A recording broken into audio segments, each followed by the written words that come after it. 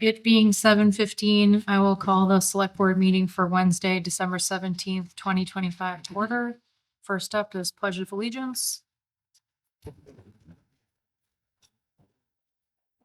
I pledge allegiance to the flag of the United States of America and to the republic for which it stands, one nation, under God, indivisible, with liberty and justice for all.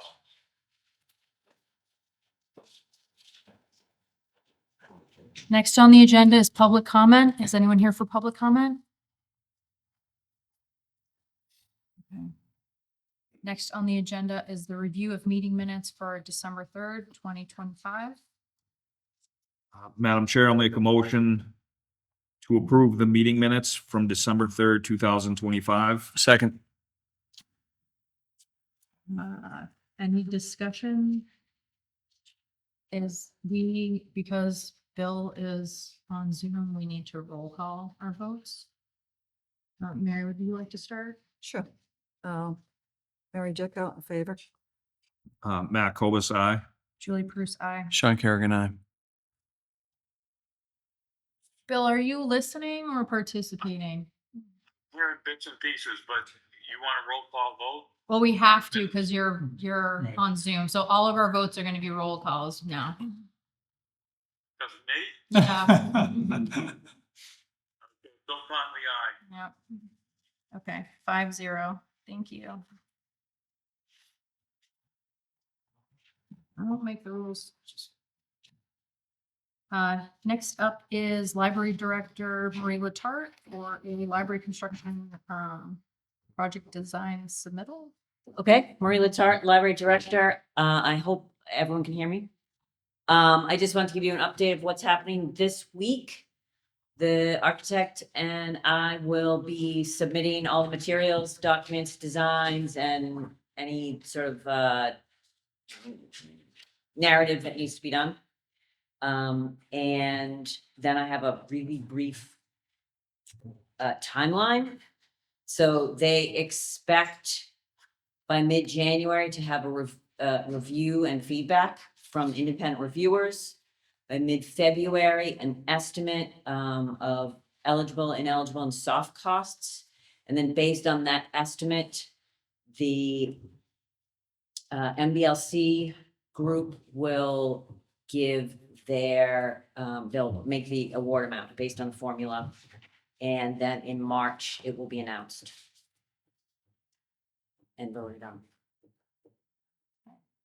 By announced, do you mean? I mean, like the MBLC will announce it. They'll vote for it on their meeting, at their Okay. meeting.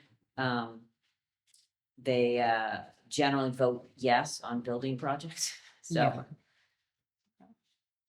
unless there's any big snafus with the design, which there shouldn't be because they've been kind of reviewed along, then Mhm. that schedule is probably standard. So for that timeline, if the project was to move forward by approval at town meeting, would the fiscal impact take place in the following fiscal year? So FY 28? So if it passes in town meeting, then because we have a very late town meeting, they already told me that the contract and the first payment is in July. And then they have to start design development. So like the middle school, they have to sort of flesh out the schematic design. And after that, I'm gonna have to defer all bond and financial questions to. So would budgeting, would this have to be included in FY 27's fiscal year?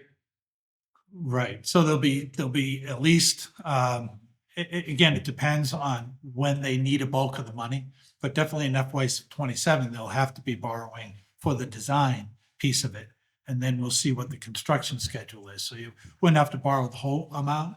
If the design is a small amount, it probably would be a temporary borrowing for that year. And then when they go out to bid for the whole project, determine at that point whether you want to bond or carry it forward. So, yeah, and it all depends on the market too, how things are looking. If it's good market, it makes sense. If you know it's definitely going to be spent, it makes sense to go out in a good market instead of paying interest only. But if there's still questions and unknowns, there would be temporary borrowing. But there definitely would be some impact in 2027 for the design because it would need cash to pay for the architect work. Thank you. Any other question? Okay, thank you. Thank you.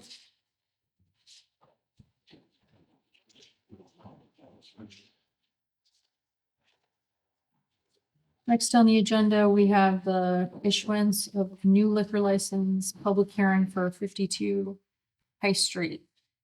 Strand Entertainment LLC, doing business as Strand Clinton, is requesting issuance of a new all alcohol restaurant liquor license with Rob Sisti as manager of record for the premises located at 52-72 High Street in Clinton. Hi, good.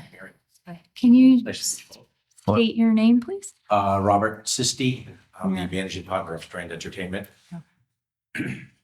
Nice to finally meet you all. Yeah, good to meet you. There's a liquor license attached to this business and they are returning it. Right, the current beer and wine has been turned back to the town Mhm. in order to allow the new applicant to pursue a full liquor license. So there are some licenses available with that special legislation. So they're looking to acquire a license for a full pouring license. So you can't have two on one location. So that's why the current owners had to surrender their license, which now opens up the path for the Strand. And we have submitted all our paperwork to Mike's office. And we'll follow up accordingly with anything else we need from our submittal. Right, yeah, we had some additional documentation that was needed that they have submitted since the packets went out. So, yeah, so I think we're in good shape. Okay. Since this is a hearing, I'm gonna open it up for people speaking in favor, thank you, or opposition. So Okay. just walk through that process. Is anyone here to speak in favor of this liquor license? Okay, I'll close the portion of that hearing. I'll open the portion of the hearing. Is anyone here to speak in opposition of this liquor license? We'll close the portion of this hearing. Does the board have any questions? Yeah. Yes, ma'am. Yeah. Rob, just to follow up, Mhm. when do you, I think the general public would be anxious to find out, when do you propose that you see the Strand opening? Hopefully as soon as possible. We, as most of you know, we signed the lease in July. We thought we'd be operational within a few months, but upon clearing out a lot of the materials that were there from the prior owners and Justin, realized there was a lot more work to be done just with the safety of the stage. First and foremost, that's our priority, to make sure anybody coming in, it's a safe environment. There are still some issues with the roof through today that we're discussing with Justin, with some leaking. So that needs to be addressed before we can go in there and manage the stage and then start working on our video equipment internally. We also separately, that's the inside of the theater. Outside, we're working with Phil's team to supply specs that have to go out to open bid for the marquee. And what we're looking at, as we discussed in the Strand subcommittee meeting last week with you and the rest of the team. So very exciting. We're open to, any questions anytime. I'll make myself available to speak with anybody, offline or anytime you have my cell phone, email, whatever. It's been a bit challenging, but I think it's, we're still very excited, well worth the wait. And I think we're going to be bringing some pretty exciting opportunities to the town. That'll hopefully be a big boost to the community with what we're doing, especially with our community initiatives, working with veterans and food insecurity, in addition to just, major music and, comedy shows, and then running series of movies.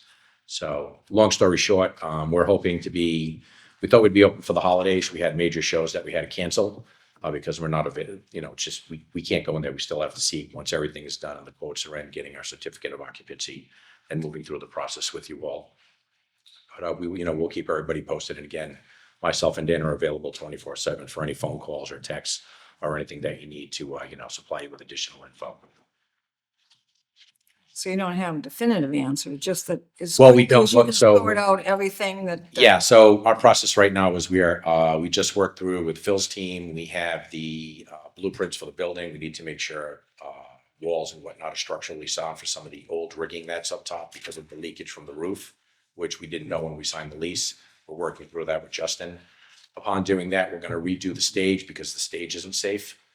That's rotted out in a lot of areas, so we need to address that.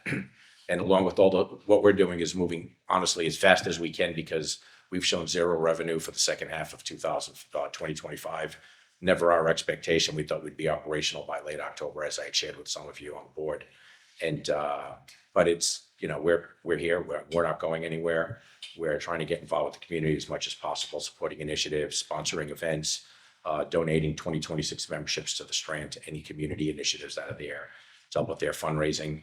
So, long answer short, we do not have a definitive date. Once we get the quotes, a lot of the vendors that we've spoken with, the contractors, they knew that we're looking at moving as fast as possible. And then that's, at this point, that's the best that I can say, unfortunately. And again, we thought we'd be open by now, but unfortunately, we're not. So. Thank you. Madam Chair? Yeah. Do we have to do anything to accept the returning of the beer and wine license, or is that? I think as long as we have it on file, I think it's just showing that they turned it back in. So I don't think there's any action required for that. Madam Chair, I'll make a motion to approve the all liquor license request for 5272 High Street Strand Entertainment LLC, doing business as the Strand Clinton with Rob Sisti as manager of record. A second. Right. Any further discussion? Yeah. Did you say the committee met last week? Yes. Okay. Was that posted?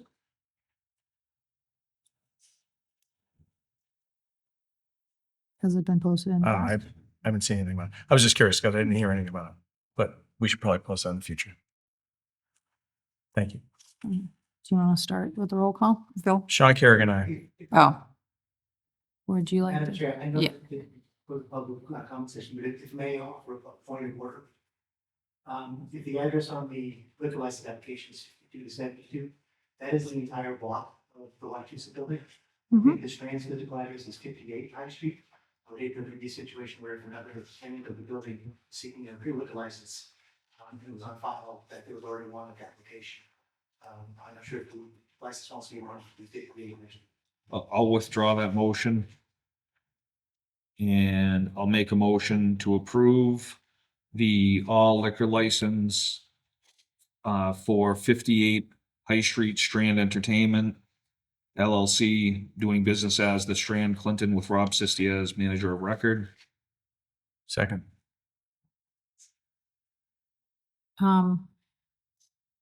And if I may, I I'll guess- also address any of the paperwork that we Yeah. need to make sure that we I was have just it gonna excluded say- 58. Yeah, that's approved, and then we'll have to change. That we have, that way there's no gray area. So I'll take care of that and I'll resubmit that to you tomorrow. Okay, thank you.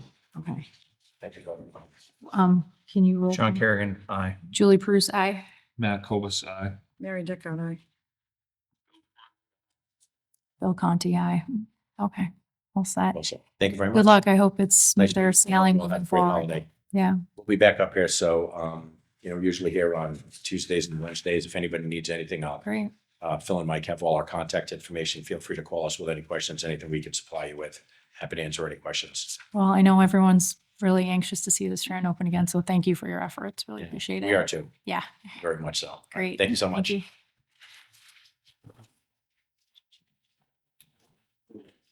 All right, next up is a commercial garage licensing hearing for 1042 Main Street. The select board's received an application from Eduardo Burton Body Shop Cooperative, doing business as Burton Auto Body, for issuance of a commercial garage repair license on the property located at 1042 Main Street in Clinton. Hello. Hi, Hello. feel free to sit down. If you could state your name and address. Hello, my name is Colin. I'm here today because we already have a special permit and a insurance for the body shop, and we are now applying for the repair license. Mhm. Okay.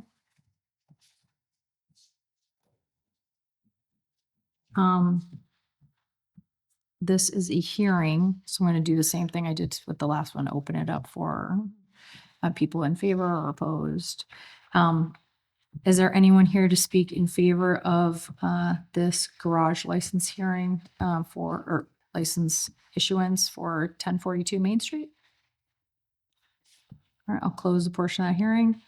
I'll open the portion for anyone to speak in opposition of this license. I'll close the portion of the hearing. Any questions from the board? Is this located behind Mhm. EAW? Mhm. Okay. And I might add, Madam Chairman, that I think, and procedure has to be followed because they were opened for, and doing business, I believe, before coming here tonight for approval of it, so Special permit, they said? I guess. Well, Do they? it's just a regular, I don't think it's Oh, I thought, it's just a regular, but I I mean. thought he said he they're- had, did you say? No, you I'm had saying they're special- open already. No, I know, I'm just asking for clarification. Oh, no, Did you say you had a special permit? Yes, I did. Issued for this property already? Yeah. Related to the garage? I a special. I know, permit. I didn't think so. Was a- Yeah. No, I'm just asking you what a special permit. I'm asking That's- Mike, I don't know. Yeah, I believe they needed a special permit from the zoning board for the Okay. use, to allow the use at that site. But then, again, they then went forward with that approval to operate the business before coming for this license here. So this will bring them in compliance with what they need to operate. Thank you, that's what I was asking. So there was work being done before they had the proper licensing? For the garage license, right, that they were open, they had opened their business, and I don't know again whether they were aware or not aware, but the building inspector went down and informed them, and they filled out the paperwork. So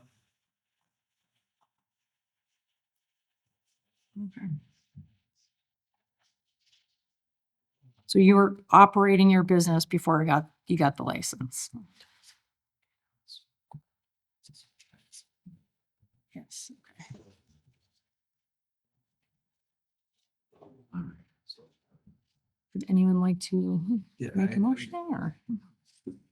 Can we just, I just have a question about how that came to be. So operating without the proper licensing, can you just explain how that came to be?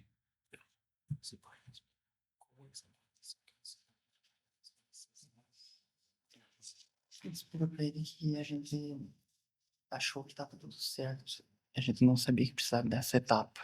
So Então demorou muito tempo pra mim tirar esse permit, a gente tava pagando o aluguel.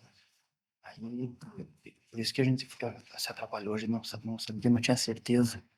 So he said he wasn't sure that he need that staff to continue to work, and he said he was paying the rent, and then he didn't think about it that it was he had to do that special permit. So the special permit was just for the zoning, right, I think not special to, permit. not to do business? Right, it was for use to allow that business to go there. So Okay. again, I haven't spoken to them. I'm just assuming it sounds like there was confusion that they felt if they got that special Special permit, permit, that they were approved, but not aware that there was also a license to operate a garage. So that was just to allow the business to go in that zone. But you also would need a license to conduct a auto repair business through this board here.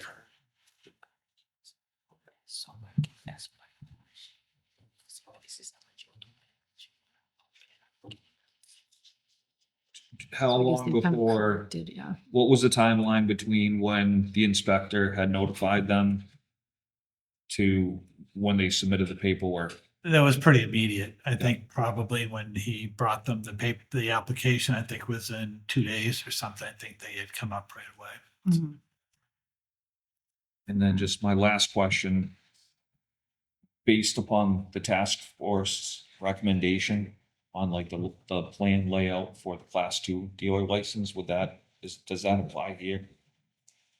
How you were talking, mentioned before about how many vehicles that can be. Well, I don't think they're selling vehicles, they're just doing repair. So that's. Yeah, that's, Yeah, right. So there wouldn't be any impact on the class 2 portion, but on this initial phase, as the board approved the last meeting, is they are looking for the repair garages to also submit a parking plan. Right. So that will be something we'll be asking of them as well too, to bring before the planning board in hopefully early 2026, once we get them all compiled.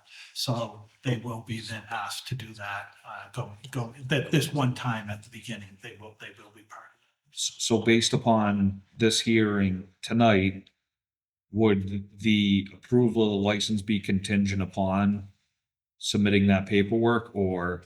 Sure, that would be helpful, yeah, because we haven't started asking existing businesses. Generally, the new businesses would supply a plan, and part of their application, they did submit a site plan. So there was a site plan, but there wasn't a parking plan. So that step that we're going to ask is going to ask that they designate where the parking goes. So that hasn't been asked of anyone in the past, nor of anyone currently, but certainly to make that contingent upon compliance, that would be great. Yeah. And would that in? Sorry, Sorry, Bill. I was just gonna say, did they fill the permit out before we made that vote? No, in terms of saying that it's contingent upon them responding when we reach out for the parking. That if they don't submit that timely and by next month, then that could put this license in jeopardy as well. Would it inhibit them from operating prior to that? No, Okay. no. They could still go forward with the operation, and then knowing that we'll be asking in the next week or two to submit additional paperwork. Yeah. that's part of the rigs now. Yeah. Madam Chair, I'll make a motion to approve the commercial garage license for 1042 Main Street. Eduardo Burton, doing business as Burton Auto Body. Contingent upon meeting the requirements Of the parking plan. of the parking plan. Second. Okay, any further discussion? We can roll call. Sean Kerrigan, aye. Julie Bruce, aye. Matt Kovasai. Mary Dickout, nay. Okay, 4-1. Thank you, you're all set. Who should they touch base with? Yeah, if they could come up to the office tomorrow, and we'll be looking to pay a fee and get the license made out to the new license. So as soon as possible, that would be helpful. All right. Okay, Good luck. thank you. Thank you. Thank you. Thank you.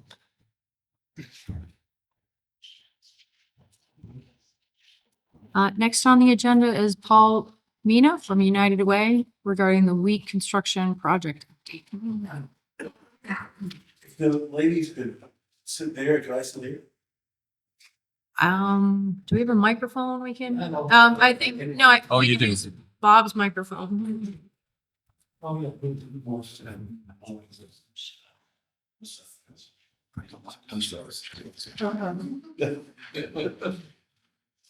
Liz, did you give everybody one of these? Thanks, and give me one of these. Well, thank you for indulging us tonight. We'll be brief and then we'll answer any of your questions. First of all, I want to thank you for the tremendous support that the town has given our project to create a forever home for wheat here in Clinton. We've run into some financial difficulties because we were expecting some state money that did not come through. I really don't, I'm not qualified to speak on that. But we have a $2.5 million gap right now With me tonight are Liz Leonard, who is our director for wheat. She does a wonderful job for us. And Roberta Bryan is our consultant from WBDC, Worcester Business Development Corp. She knows an awful lot about this, and she's been very helpful, and her agency has been extremely helpful as well. The long and the short of it is that we have a plan that calls for a 4-story building that's been approved by the town. The building would have 8 units of housing on the 4th floor. It would have the 3rd floor would be a meeting and office space area, and the Gordon Langton Conference Center would be on that floor. Of course, we're naming that after the wonderful friend that we've always had over the years, Gordon Langton, tremendous man, good friend. And the Nipro Foundation has given money to perpetuate his name. The 2nd floor, which would be the street level floor on High Street, would be Hidden Treasures Gift Shop, our store that so many of our clients rely on. And then downstairs in the subterranean level would be the cafe and food pantry. And I'm sure you know that the number of people that we're serving every day has gone through the roof. It's actually an unsustainable number over time, something that we'll have to deal with, not just here in Clinton, but at all of our locations. We really feel strongly that this project should and can and will be completed, but we're just not sure how we're going to make that patchwork quilt of funding come together. In your first page, inside there's an insert, and there are 3 things that our board of directors are considering right now. The first one, of course, is to continue to seek funds, private, state, lender-based, to fill the $2.5 to $3 million gap to build the original project as you see in this booklet in front of you. The second is to redesign and value engineer the property to reduce as much as $1 million worth of costs and still be able to maintain the need related programming that we would want to do out of the wheat building. And then the third one, which is the one that we would not want to opt for, is reluctantly to not do the project. Because we've spent an awful lot of money and an awful lot of time on making this the forever spot for wheat to finally be. So that's where we are. We're encouraged by a lot of activity that we're seeing right now, but there's still a huge uncertainty out there as far as fundraising is concerned, especially in the nonprofit realm. We are using every leverage piece we have in our arsenal to try to get additional funding to make this work. Individuals of high net worth, as well as the government funding that we're seeking. Roberta, do you want to comment at all about that? Sure, thank you. Part of our plan to reduce the funding gap is the state has a program that it had launched a few years back, anecdotally known as the Rainy Day Fund, which is interest from some bond funds that the state had dedicated to projects that were seeking federal dollars. We have applied and received federal dollars already.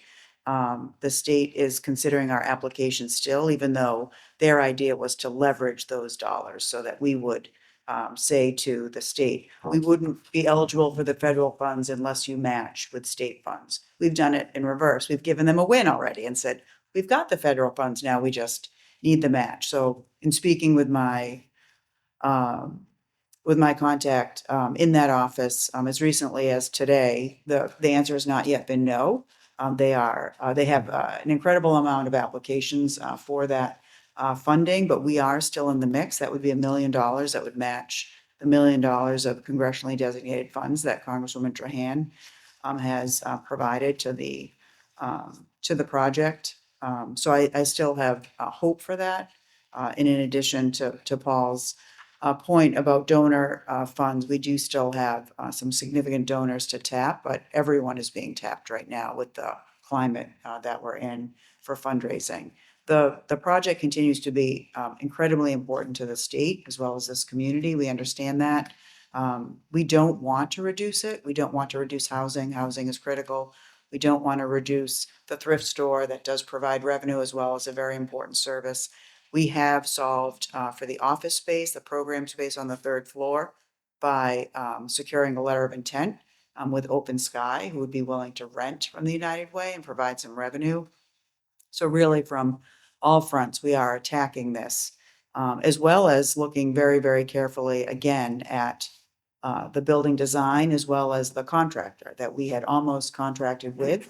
But Paul rightly felt responsible to just put a pause and a pin in that and not sign the contract with the contractor until we got closer to filling the gap. So we are seeing that the labor market in particular is looking for work, that the uncertainty that Paul speaks about in some areas is actually helpful in other areas, and that being the labor market, that there are contractors that are willing to stretch a little bit more and to take jobs at smaller margins in order to make them work. So we certainly are so grateful for the amount of time given to the United Way, and you'll see that they have put in an incredible amount of work to generate this amount of money for a really difficult project. With the help of the town and Phil, additional $250,000 was received from the state last June. We hope to apply again to continue to chip away at this gap, knowing that there are people out there with the means to be able to bring us to closure on the gap. If I might add something too, I forgot to mention when I started, the support that the town has given us is not just moral support, but the financial support that you've allowed for this project is also very noteworthy. And we're very grateful for that. And we're also very grateful for the leadership that Phil and Mike have given us. We've had a wonderful team here to do the right thing for the community, and we're very, very grateful for that. And we, in the mix of all this talk about what we're going to do moving forward, I don't want that to get lost. That you guys have been very good to us, and we're very, very grateful. And hopefully, God willing, we'll be able to get this thing built and put this to bed so we have a forever home for you. Yeah. So based upon the projected investment to date, so the total committed funding to date is approximately 4.4 million. And then it has the funding gap listed as 3.5 million. It's actually between 2 and 3 million. Between 2 and 3, okay. We're saving our money. We're not updating the brochure every time. Every time we get closer, we should just get a little white sticker and keep changing it. What's the total project cost? So that's a good question, Yeah. right? We can base it, so 4.4 plus about 3 million is about where we were with our former contract, with the contract we almost had under agreement. We're hoping to better that. We're hoping, and realistically on a project of this size, if we can reduce cost by about 500,000 to 600,000, I think that that's a reasonable goal for a project of this size. So that's what we're hoping to reduce through some redesign as well as some savings in contractor and subcontractor costs. So 7. Yeah.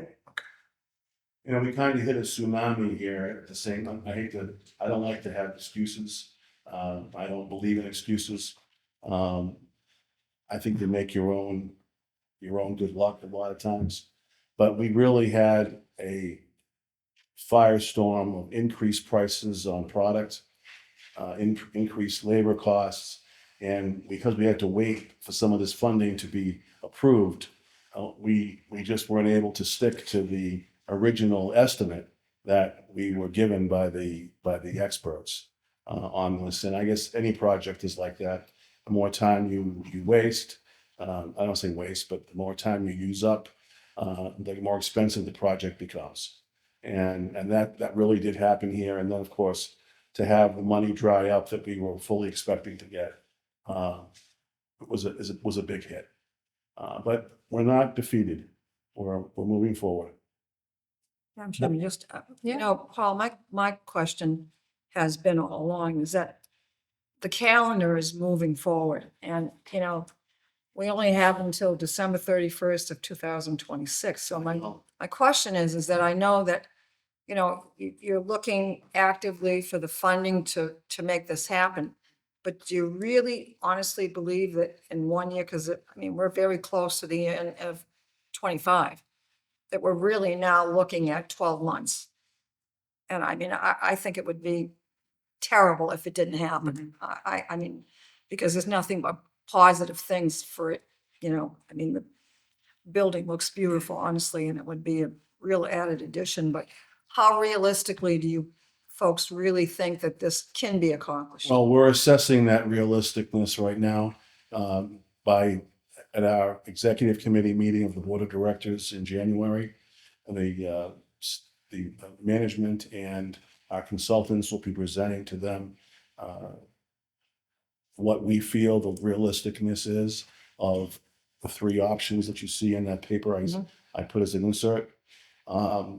They will definitively vote then, because we don't have time to mess around with this one way or the other. It's not fair to our donors or to the community to push this further if it's not going to happen. Then there'll be a final vote by the full board of directors in February, and then we'll make our announcement to you immediately. You'll be the first to know. You know, we're hoping that we'll have a good positive determination.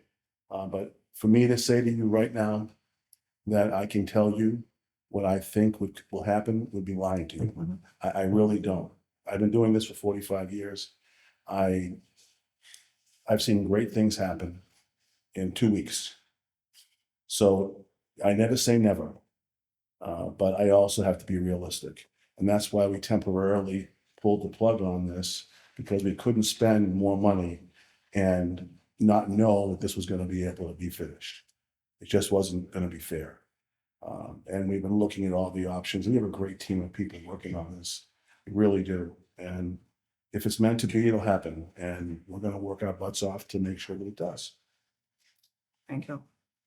So I'll just add, if it does go forward, which, you know, we're all hoping that it does, and trying to put as many things in place to ensure that we'll work closely with Phil to ensure that some early package items, the ARPA funds can be spent on that, so that the risk will be lessened, that we won't get to the end of the next year before we know what we're spending those ARPA dollars on, which are the ones that will expire. So we'll work closely with Phil to make sure if there's some early package items or some equipment that we can order with it that we need that has a long lead time, that we'll spend that money as soon as we can. Great, thank you so much. I think, you know, we've been periodically just trying to catch up with all of our ARPA projects, and that was kind of the impetus of having you come in here. And we know how valuable weed is and how important it is to our community. So we're rooting for you guys. We hope it all works out.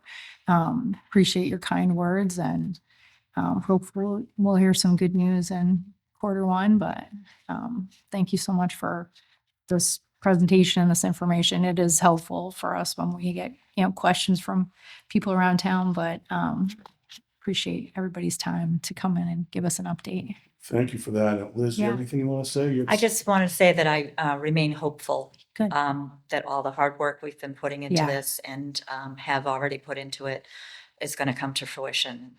Great. I'm pretty hopeful. All right. We'll hope along with you then. Thank you all very much. Yeah, thank you so much. Happy holidays. Yeah, Thank you. best of luck. I know it's been serving a lot of needs, so thank you. Mhm.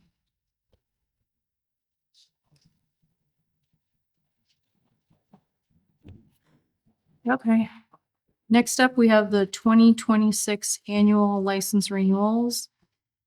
The following licenses are available for review and approval by the select board for renewal to operate in the calendar year 2026. That includes liquor licenses, common victular licenses, class 2 dealer licenses, class 3 dealer licenses, commercial garage / repair licenses, automatic amusement device licenses, live entertainment licenses, jukebox licenses. And that's it. And the list was in our packet. So Madam Chair, just would like to note on the first for the liquor license renewals, I did leave the 2 on from last year that didn't renew, just, so the board is aware, but there are 2 more this year. So I think in response to Mr. Kovas' question earlier, that we will be submitting to the state at renewal that the standing room only won't be renewing. So then that will cancel that license and they don't make it back available to the town to reissue. Okay. We also did hear from Scooby Doo's. They've been trying to sell that license.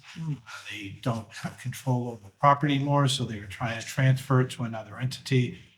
They weren't really having much luck. And I think they've kind of made a decision at this point that with additional licenses coming into the town through the special legislation, they probably feel that they will not be successful in another year of trying to sell that. So I think they made a determination to try and just turn that back this year. Okay. Will we lose that license or does that stay? That would stay. Yep. Okay. Yep. It would just stay to be reissued again from the town. So the new licenses under the special legislation have a 3-year timeline to be used. This one would be what that. I guess the only fly that's still alive in front of. Yeah. The dead of winter. This would be one that would be able to stay on in the town's file for the future. So. Okay. Oh, so there's the 6 for High Street. I didn't realize that was only 3 years, huh? Yeah, they need to be issued within 3 years in order to remain active. Yeah. But the town could, at the end of the 3 years, they could ask for an extension. Yeah, I think what the town would do at that point is ask to have legislation to Extend. amend the legislation to extend it. Yep, you could absolutely do that. So I just wanted to point that out. I don't know if the board's going to take them individually, but just wanted to note as well, I want to thank the building inspector. He did do on-site inspections, which they're required to do with liquor licenses with the fire chief and building commissioner.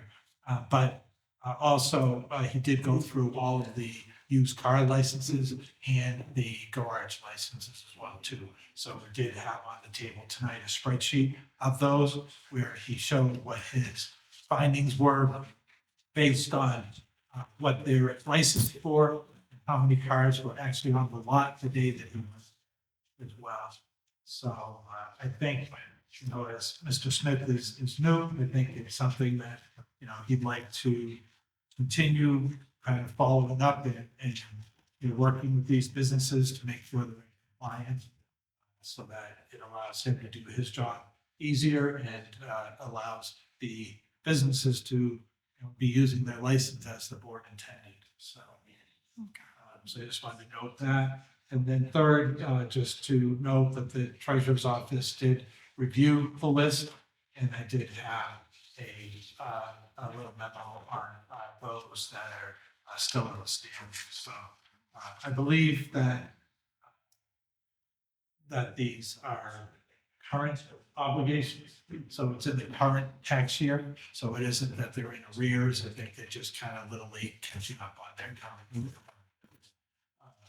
As of right now. So. Madam Chair, that was my question. I can't recall it. So it's delinquent versus late, is that the call we're making, whether it's a year? Yeah, I think it's up to the board. I think by acknowledging it and we'll reach out to the businesses and let them know that they are being, if the board renews them, that they're being renewed, subject to then coming current with all their obligations. But if the standard the board wants to make that it's a prior fiscal year, that they're delinquent the prior fiscal year, and they're behind the current fiscal year, then they might be something we'd have to look closer at. So say that one more time. So if they're delinquent from a prior fiscal year, then the board could elect to withhold renewing the license. Right. Or if they're also delinquent in the current fiscal year. Yeah, I think the legislation that the town adopted was allowing the board to either non-renew or revoke a license for not payment of taxes. So I think sorry, I just refer to town council, but I think it would allow any of those scenarios, whether it's current year, prior years, whether it's halfway through the year, you want to call them in and have a hearing. And even if you don't renew, you would still need to call them in and have a hearing to notify them and give them due process of that. But that can be a reason to not renew.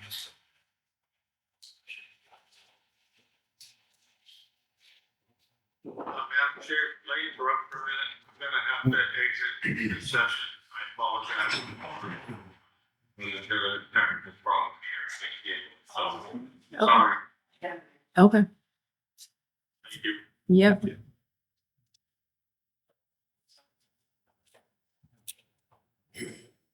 I don't know why I can't wrap my brain around this, but so they're not late or they are late. They're late. What is? If you're the from deadline last year, you're to do delinquent. it? If you just haven't paid this year, you're just late. Okay, Is that a calendar year or a fiscal yeah. year? Fiscal year. So if you're delinquent, you didn't pay before June. June. Yeah, If you're late, you just haven't paid since July. But we're halfway through. You're halfway and you're late. Right.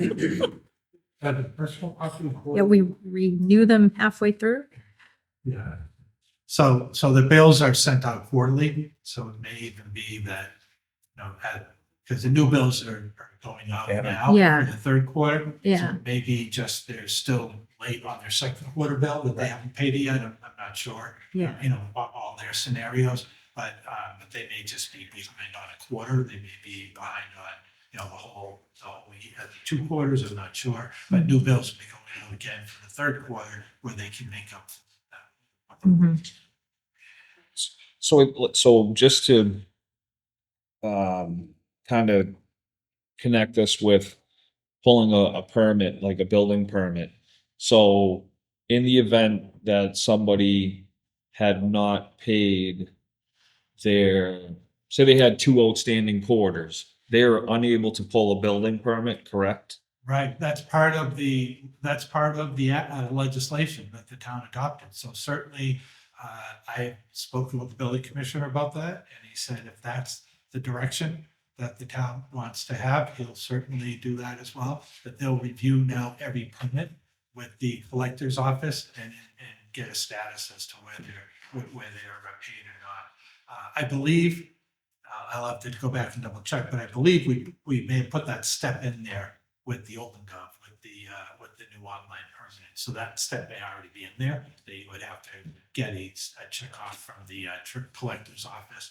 But again, with Mr. Smith being new, he said he's absolutely willing to do that if that's the direction. I just think in terms of consistency, that if that's how the building department is enforcing one part of the operation, then I would think that I would be in favor of applying that same philosophy to if any victualler license or any of the liquor license, if they're delinquent beyond or it would be 2 quarters technically, right? Because For right now, yeah. Yeah. Yeah. So, then I'm not sure where these fall into, if it's the previous fiscal year or if it's not, but I think in terms of consistency, if that's the bar that's set, then that's what I would be in support. Right, and I think as Mr. Kerrigan alluded to, I think the legislation allows the town to use that as criteria. So what is, you know, what is that level? What is that? If they owe 1 penny, or if they're just late in the current year, or if they're delinquent from the prior year. So, you know, whatever you've established, then certainly we can make sure that the rest of the organization follows that same standard. Yeah, so if they, So we haven't, so we should set that and then. No, the Okay. legislation was adopted by town meeting, but nobody has given what level, you know, it really hasn't discussed what level it would be, because I think last year, I don't know if there were any that came up last year that were behind, but I think that is, yeah, because even this year, there's only a couple, there's only a handful, so I don't know if there were any last year, so I don't think we got to Yeah. that detail of discussing it.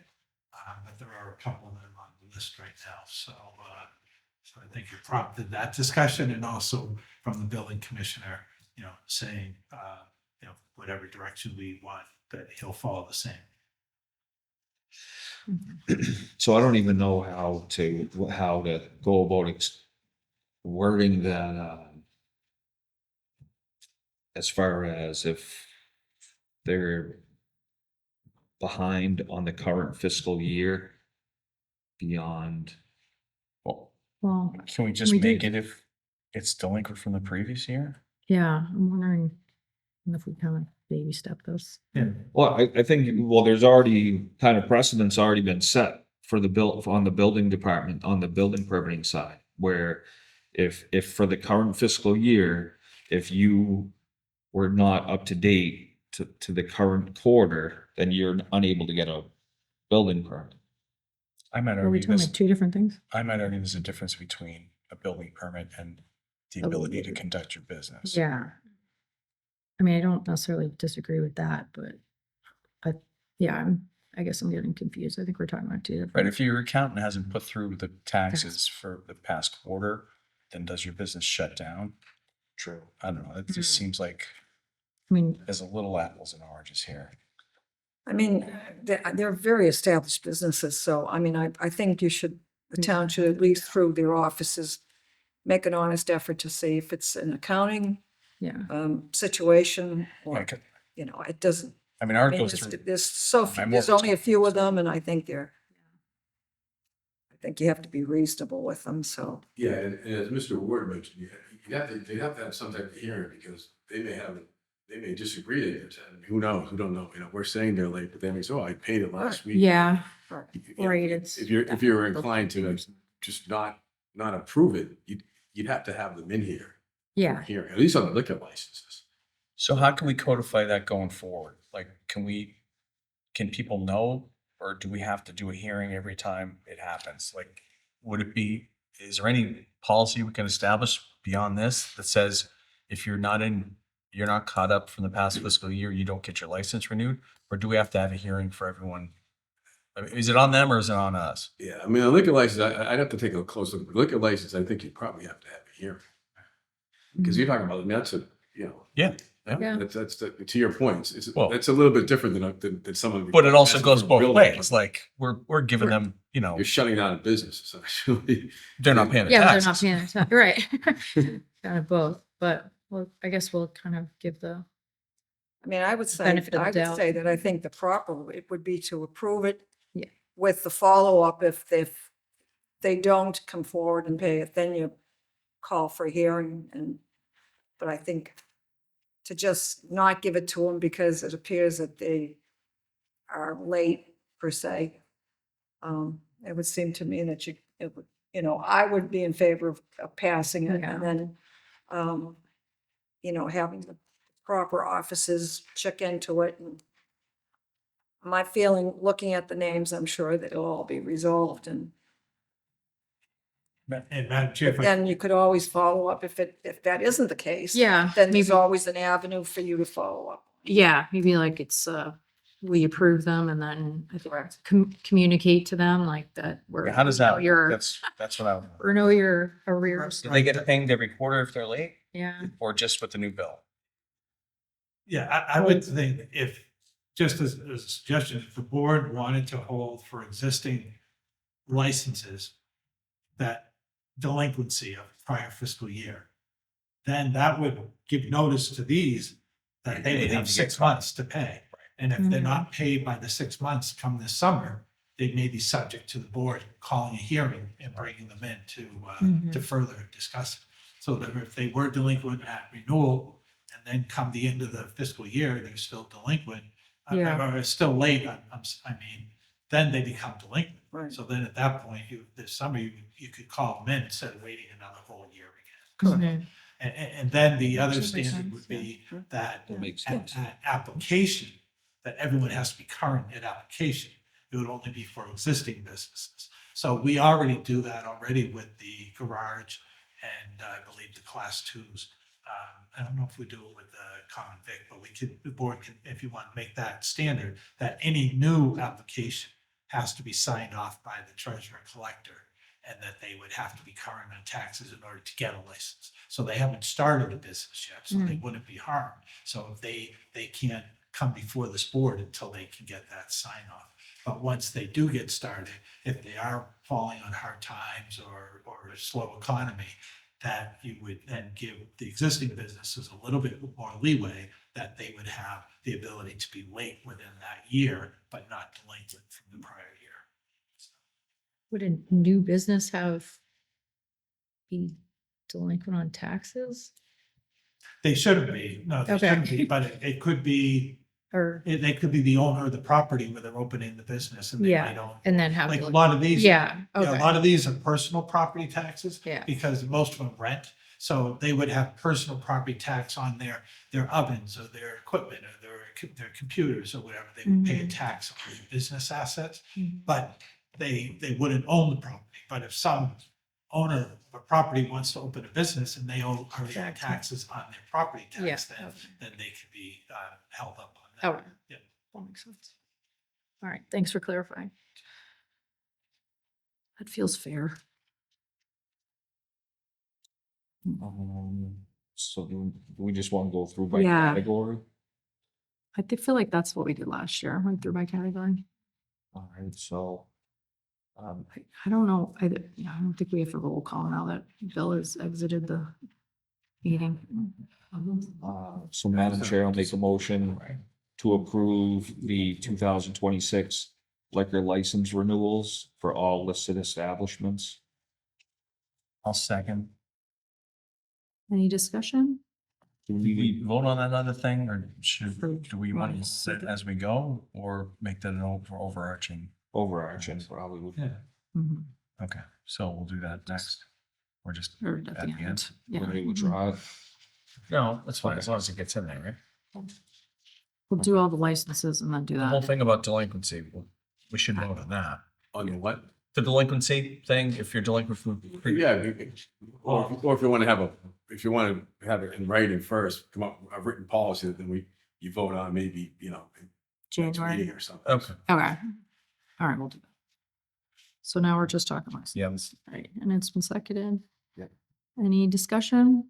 All those in favor? Aye. Aye, opposed, 4-0. Madam Chair, can you just note for the Mr., just make it clear, Mr. Conley now has left the meeting remotely and therefore we will not be taking roll call votes, just. Yeah, okay, yeah, so Mr. Connolly has left the meeting. And because he was on Zoom, we were taking roll call. We will no longer be taking roll call now that he has exited Zoom and is no longer participating. Thank you. Yes, thank you.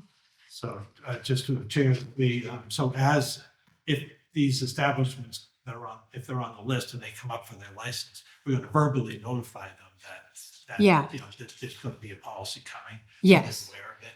And then for the next meeting, we'll try to have a policy for the board to review.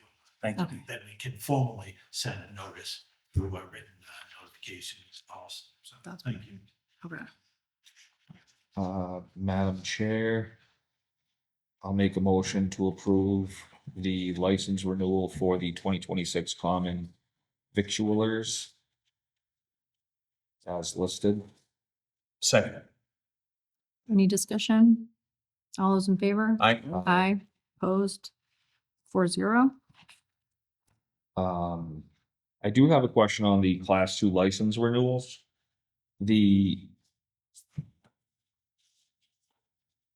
I'm looking at some of the numbers in some of the locations. Do they, I don't want to say this, do they, Okay. are these licenses being used or like, do they have, like, do some of these, I can't imagine that there's a physical establishment for some of these locations to have that number of vehicles on the property based upon the address that's provided. You say that there are too many vehicles on the property or that they're not selling? Does it require them to have like a brick and mortar location, or does this include like if someone was doing online sales or something like that? Yeah, it would allow them to do online sales, but they would have the brick and mortar. In order to get a license, they would have to have a property that was within a zone that was applicable to selling used cars. So, I mean, some of them may be, if we want to say quote unquote grandfathered, that have been in existence for 30, 40 years maybe. But anything going forward, any new issues going forward, then certainly would have to comply with that.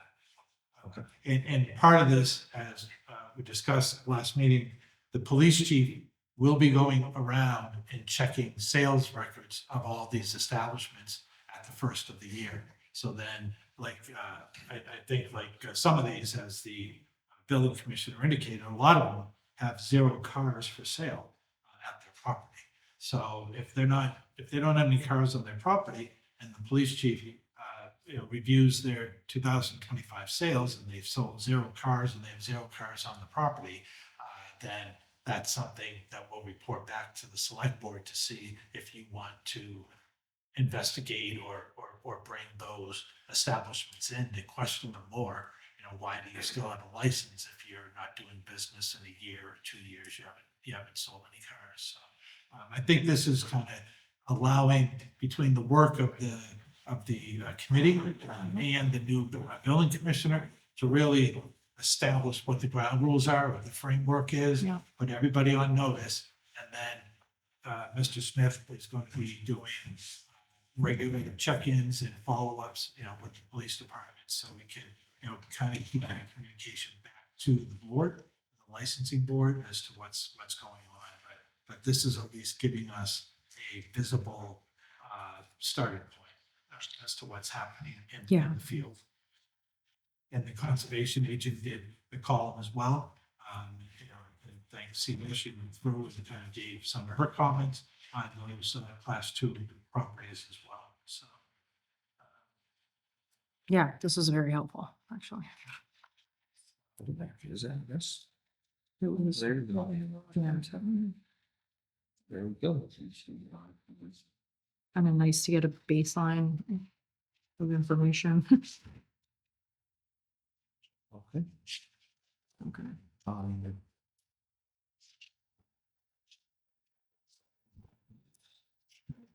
Class 2 dealer licenses? I think yeah. I think they know that. Was there another? Yeah, there's another. All right. So, when do you anticipate that the police department would have that list for us by the first of the year or February? Yeah, probably by February, we'd say, because I think what they were doing was just checking with other departments, establishing what the format, what the criteria and the format that other towns use. And then they were going to develop their own inspection report and then assign officers or train some officers to go out and do that. So, I would give them, probably till February or so. Yep. We certainly appreciate that, I know. they, want to get involved. We prefer. Okay. All right, so, Madam Chair, I'll make a motion to approve the 2026 Class 2 license renewals. Second. Any discussion? All those in favor? Aye. Aye, opposed, 4-0. Madam Chair, I'll make a motion to approve the 2026 Class 3 auto dealer license. Second. Any discussion? All those in favor? Aye. Aye, opposed, 4-0. Madam Chair, I'll make a motion to approve the 2026 garage license. Second. Any discussion? All those in favor? Aye. Aye, opposed, 4-0. Madam Chair, I'll make a motion to approve the 2026 automatic device amusement licenses. Second. Any discussion? All those in favor? Aye. Aye, opposed, 4-0. Madam Chair, I'll make a motion to approve the 2026 live entertainment license renewals. Second. Any discussion? All those in favor? Aye, opposed, 4-0. Madam Chair, I'll make a motion to approve the 2026 jukebox renewals. Second. Any discussion? All those in favor? Aye. Aye. Opposed, 4-0. Okay. Thank you. Next up is the town administrator's report. Thank you, Madam Chair. Just a few items I want to bring to the board's attention, a couple of updates. First off, I'd like to welcome Jolie Sishinard to the team. She's starting in the select board office as the executive assistant. So we appreciate her knowledge and experience in town government. And she's very excited to kind of help out and bring a lot of perspective to our office here. So we thank you and welcome Jolie. Thank you. Second time around, huh? I know. Welcome back. Just a couple of just quick announcements on personnel. Jacob Brescia started at the Clinton Police Department recently, coming over from a neighboring town, so we welcome him on board. We do also have another gentleman who is starting next week, David Johnson, who is a student, student academy officer, and he will be starting with us next week, starting the field training as he completes the academy aspect. It's a part-time academy. I believe he's done in February, March. So they're going to be doing some other training while he's completing that aspect as well. So we welcome Mr. Johnson as well. Couple of items to note with Public Works. The superintendent let me know this past week that he's gone out to bid for the infiltration and I&I sewer project, inflow and infiltration project repairs. That was approved by town meeting, so that will be out to bid and be coming after the beginning of the year to the board with a contract to get started with that work. Also, he had mentioned that the Sterling Street TIP project is progressing. They're looking for probably funding construction in federal fiscal year 2027. So it will probably, I was hoping it was going to be next year, but it'll probably be the year after. So, and the other aspect that's in the packet is Mr. Bartlett and his team did come up with a notification, kind of a public notification for the snow ban policy and parking policy, some QR codes that reference the state town website, and that they have put some enhanced information on the town website. There's also wanting to do some development, they're having some signage made up as well too, to start distributing those around town. So that as we go through the winter season, that hopefully people will start taking notice of the new regulations that were approved by the board. So, the facilities director indicated that the chairs for the auditorium have been delivered. So those are on site now. What I am will be looking to do is for any of the outstanding departments that have ARPA funds to have a report for the board at the next meeting to see where we stand. As the board indicated tonight, now we're into that final year for 2026, and come April, there will be another report due on this previous year period of spending that will be due to the federal government in April, and then the final spending will be done in December, with the final report being due in 2027 after that. So we'll get more information to the board for the next meeting.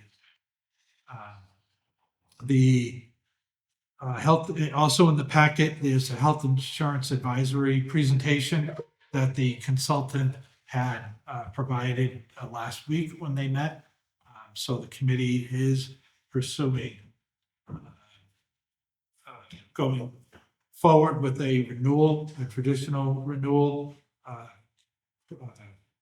proposal, and then still considering other options. So they will be looking at the group insurance commission with the state once their rates come out. So the beginning of 2026, when their rates come out, they are looking to do a change in plan design on the state level as well. So they'll probably be increasing co-pays, deductibles on GIC, and then what their new rates will be.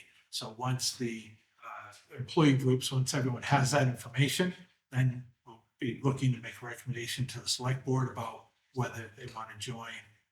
The notification would be for July 1st to join for the calendar year for January for 6 months.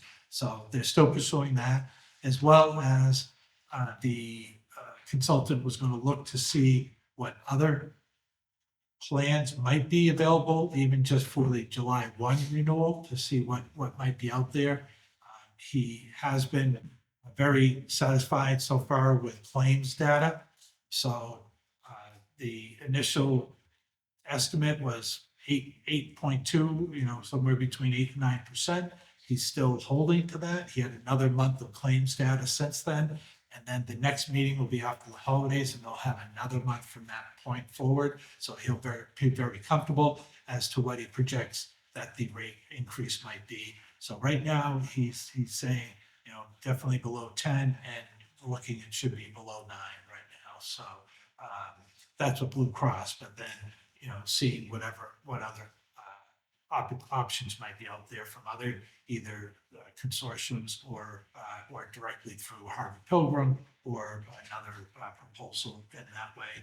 That's for July 1, and then in the spring, there'll be a decision made for January 1 for GIC. So there's a lot of information in that presentation. So if you have a chance to take a look at it, certainly let me know if you need to follow up or additional information.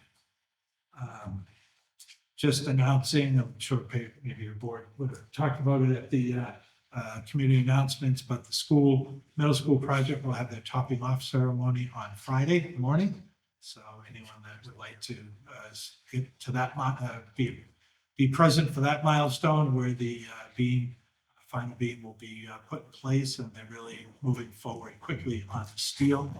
So it's really starting to look like a building up there now on the site. And the final item that I just wanted to touch on is just to let the board know that I appreciate your support for the employees on their holiday door decorating events that they did. The clerk's office, if you want to take a look at it, they won first place for their work, very extensive work. The Treasurer Collective's office got second place, and the Public Works got third place. So tomorrow, the elementary school will be having some students come up, and they're going to walk through, take a look at all the decorations, they'll have a little sing-along in the auditorium for them tomorrow morning. So it was a nice kind of holiday spirit event, and everybody, I think, really felt good about it. So it was good thing. Thank you. Yeah, it looks great. So if anyone has a chance to swing by, it's really festive. And Exactly. everyone did a great job on their doors. I don't know how they picked the winners. They were fantastic. I'm glad the kids can enjoy them too. Public, absolutely. Yeah, exactly. Just pop on in because there's some like really creative ones here for sure. Yeah. Can we touch it? Can we just hit the remote I think. and maybe shut maybe the plug- speaker off? I think the plug has to come out of the laptop, Oh, It's just kind of humming. and then the plug out of that one, yeah. Oh, that would have been easier, yeah. and I think the Can we blue use- one. Sorry, if you Oh, turn it around, turn this off. that one. Sorry. Yeah. It's giving us a good hum here. Thank you. I have my thoughts. No, sorry, no. Bill dropped off and we're all like, what? Okay, no administrative business right now on the agenda. Old and new business, we have Hometown Taverns late night closures. Paula Weaver from Hometown Tavern is requesting a late night closure for New Year's Eve and for all Thursdays in 2026. I think that's a 1 o'clock closure. Let me see. I think I missed the whole 2026. Yeah. 1 o'clock. The remaining opening Thursdays until 1 a.m. Is that something they're doing now or is that new? Does anyone know? Yeah, I think, well, for certainly. New Year's. I assume that the board scheduled the first Wednesday, the next meeting will be the first Wednesday in January. So if the board's inclined to allow the New Year's Eve, then certainly that one would need to be done for tonight. The other Mhm. one doesn't have to. It's just something that they're asking for. And I know generally the establishments used to always ask for Saturdays. So this is the first time someone's asked for Thursday. Yeah. And generally, what the board did in the past, they would do at the beginning of the year, do a late night closing for Saturdays or Thursday or whatever for the year. Instead of coming back every month, they did it for the year with the understanding if there was a problem, that the place would be called in and it could be Yeah. revoked instead of trying to remember every month to put it on the agenda for approval. So that was the policy that the board had set. And then since then, nobody asked for it after it made it easier for them, then there wasn't any request coming through. So this has been the first one in a while. I don't think we had any for 2025. So first one we've had in a while for 26. So certainly it doesn't have to be right away if you want to wait till next meeting, but the New Year's Eve, they would need to know. Madam Chair, I'll make a motion to approve the late night closing request for New Year's Eve and for all Thursdays in 2026 contingent upon meeting all or abiding by all requirements. I'll second Any discussion? All those in favor? Aye. it. Aye. Aye, opposed, 4-0. Okay, next up is the fiscal year 2027 budget timeline. As they have in the past couple years, the Finance Committee has provided a timeline for the budget review process for this upcoming spring for fiscal year 2027. It's pretty much in line with what we've done in the past. I don't know if anyone has any feedback. I think things to note are, well, we haven't really, I guess let's just talk about schedule now. Yeah. Oh, well, I guess one thing to note is we typically ask for like a level funded, level service budget, and we're looking to either propose that the department heads come forth with a 3 to 5% overall reduced budget. And I think this is more, in my discussions with the chair for the Finance Committee, this, to me, this is kind of common practice, something that I'm used to in my professional life. So don't want to like cause alarm, but I think we're just looking to kind of get in the practice of, so like level funded, level service, and whatever we determine an overall down budget would be. I don't know if anyone has any I agree. concerns about that. Right, no, I agree as well. And that was what was done in the past. Okay. And I think in the last 5 years or so, I know the financial situation a little bit better. So I think at that point, the finance committee said, well, at this point, we're probably not going to be looking at that right off. So let's just do the Okay. other 2 columns. But now, as things might be getting tighter, as we're hearing with whether the economy or federal funds or whatever, they would like to your point, Madam Chair, to try to get back into that practice. Okay. And they said 3 to 5, so I don't know if you're okay with just doing 3 for now, and instead of going all the way to the 5, we could do 3, and then they just kind of gave a range, and then the finance committee met last week, so I was at that meeting. So the chair had put out 3 to 5, but then she had said could leave it up to myself or the board if we what that number would be. But I would probably like to start with 3%, because I think it would be a lot for departments to come up with that with Yeah. personnel costs is probably going to be a big number anyway. So at least to start with 3, and then till we start getting the revenue numbers together, and then we can go from there and try to see. The state, I think, were this week, either last week or this week or soon this month, they're having their revenue hearings.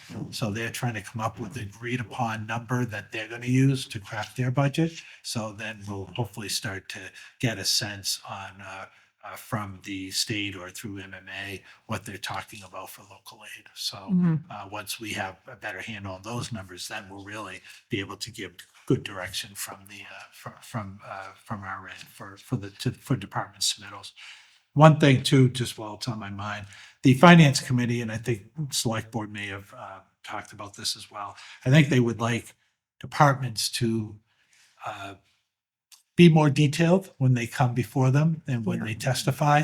So my plan was to try to meet with every department.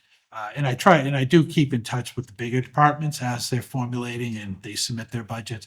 But I probably will talk with every department as they submit their budget and, really kind of, help guide them in saying that they really need to paint the picture for the department, provide information to the boards, the select board and the finance committee as to why they're asking, what they're asking, how they're using the money, and kind of really give a good justification. Certainly the finance committee wants, mega detail on if there's going to be any new positions. But I think in general, they would like to see the hearings be more informative, more interactive, and having the departments kick off with as much detail as they can, which then allows the policy boards to engage in dialogue with them. So that was kind of feedback they had last week as well. Yeah, I would say. the I same, for agree. sure. Without bogging the accountant's office down, or to have information on funding sources and what they have in their accounts from the state or feds, or like they really need to paint a big picture of what we're dealing with, because it seems like one department in particular tends to absorb a lot of the cuts from their budget, and other departments do not. And I don't think that's I think it should be looked at kind of across the board, in my own opinion.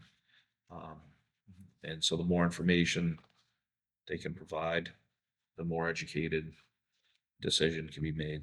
Sure, and there would be twofold. One would be certainly a department that using other sources in addition to their town appropriation. That would be huge, I think, number one, so you can see what their total spend is.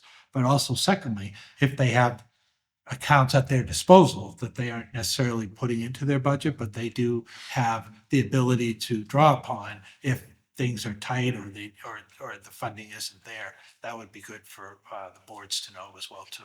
So good.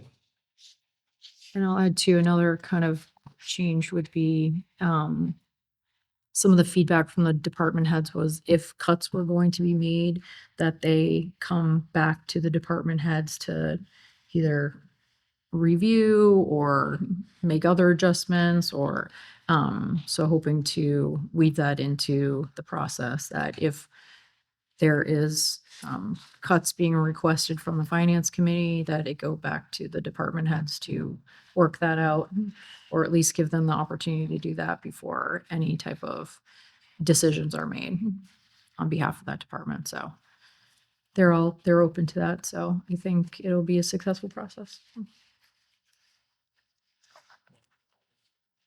Any questions about that or feedback? Good.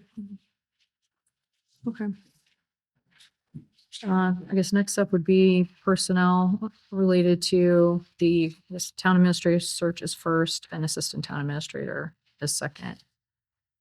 So we can go out of order with this, but assistant town administrator, that position was reviewed by the personnel board and they voted to reclassify that, correct? Right. Yep. The personnel board met last week. Okay. They reviewed that request and they approved the revised job description and they classified it, approved the classification at the level discussed at the last meeting of the select board. So I believe it was two grades up, I believe, from what the current listing is. So. Yep. So I guess next steps with that would be, do we need to discuss funding or, I mean, we have rollover years with funding.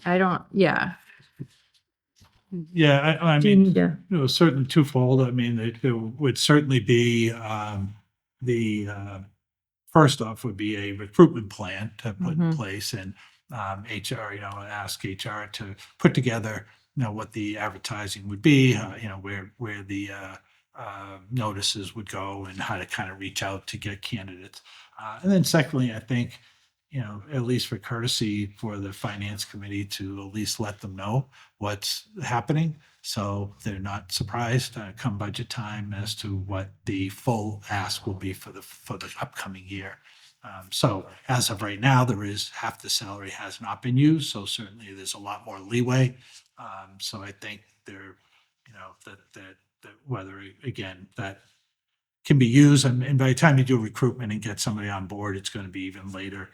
So there certainly is funding there. But I think just make sure everyone's all on the same page. It would be great. yeah, okay.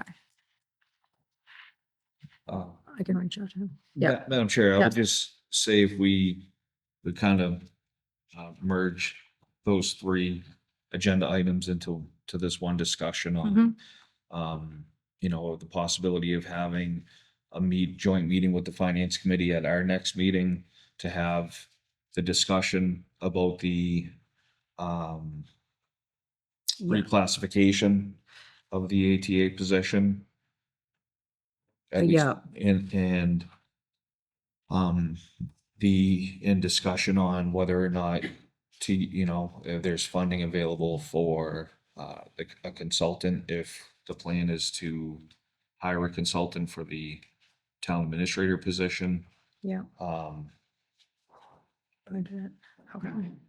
I will say that in our budget discussions, we are looking to schedule a joint meeting in early January. Based on our next, I think it would be January 7th. Is that our That's our next, that's the first Wednesday in Okay. January is the 7th. And the plan would be to have them come in that day. Yeah, that's what we're looking at now. So, And then,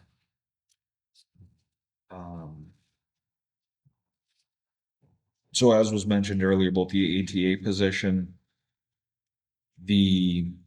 where that would be done in-house,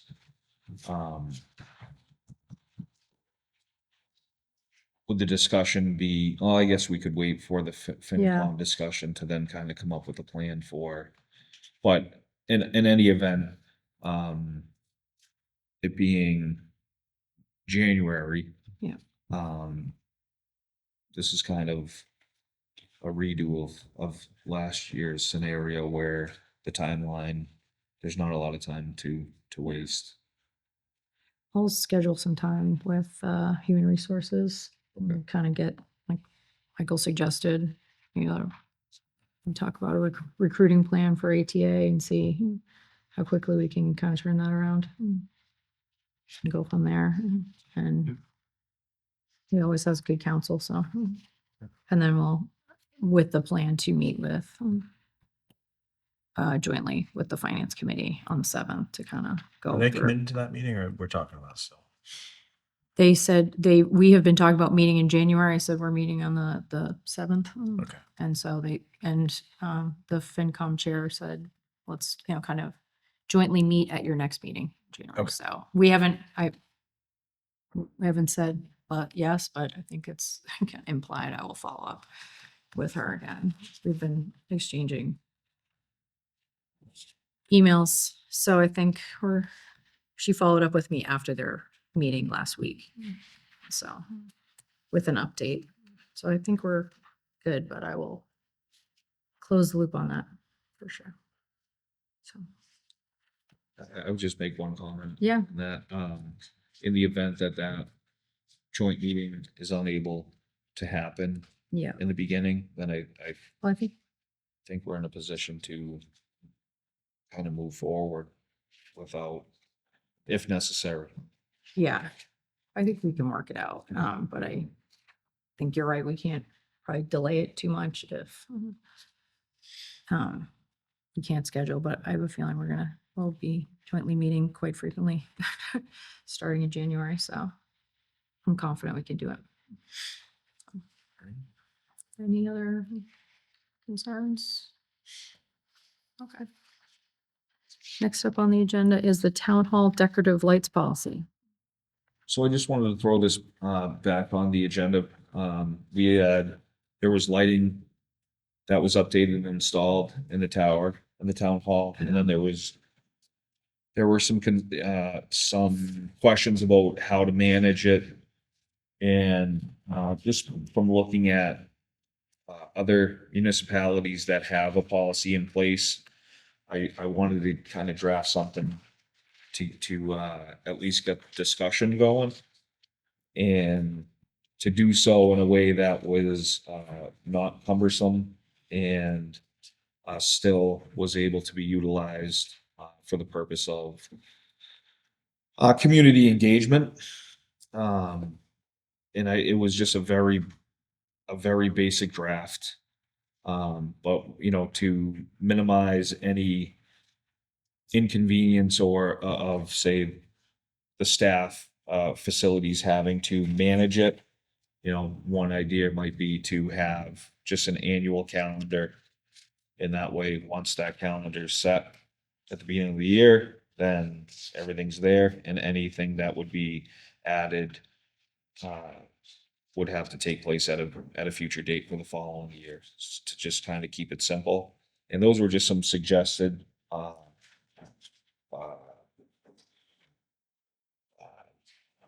observances, very good, thank you, that were either federal, state observed, and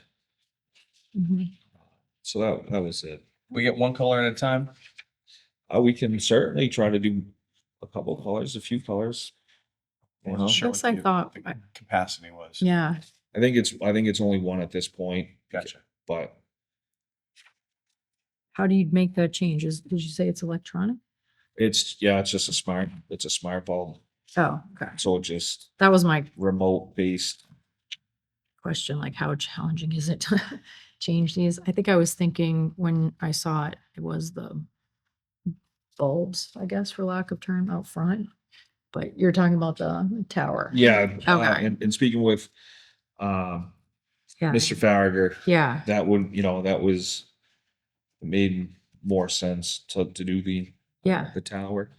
But with the LED technology can be changed without anybody having to go up there. Mm-hmm. So did you review this with him or is he still maybe? Well, I just figured I'd start here Yeah, and then, okay. and from there, then we. I could wasn't talk sure if to we- Mr. yeah. Ballard. Yeah, I would like to just run it by him if he's doing the work, but it was, actually didn't notice it too much until recently. I don't know if it was brighter or something, but. All right, yeah, let's just, since he's doing it, and maybe you can, if it's not, like, seems easy enough to do, and I imagine if we start doing it, people might want to get on board with it, so maybe some thought on if we get requests, like how we might handle that. Maybe it could be similar to the town hall use requests, or And that's exactly. maybe we just say, this year we're doing these, and then next year. They See how it have goes. some of the provisions in it would be individual requests are not fielded, right? So Okay. if there was hypothetically, if there was something that someone suggests that to consider, like an awareness week, then that could be that could be kind of sent in, but then it wouldn't take effect until the following year. So you're not having these one-offs. Yeah, that's what I'm going on afraid. throughout. Yeah, But there was, in this particular draft, I see. there was, there's no recognition for individuals. It would just kind of be a general blanket. Okay. Yeah.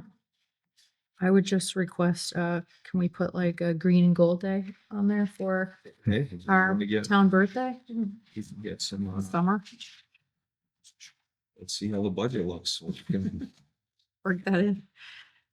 All right, put that as an action. All right, next on the agenda is any committee reports.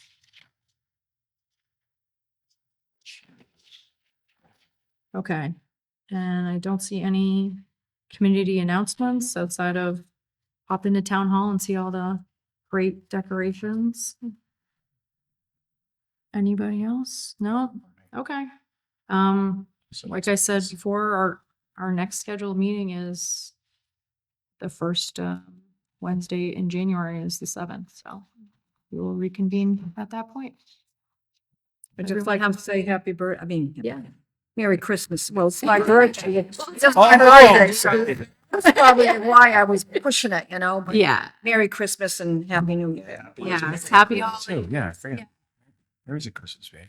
Oh, yeah? Happy birthday, Mary. Sure, I know. Well, enjoy your birthday. I'm one. Yeah. And happy New Year to everyone. Thank you.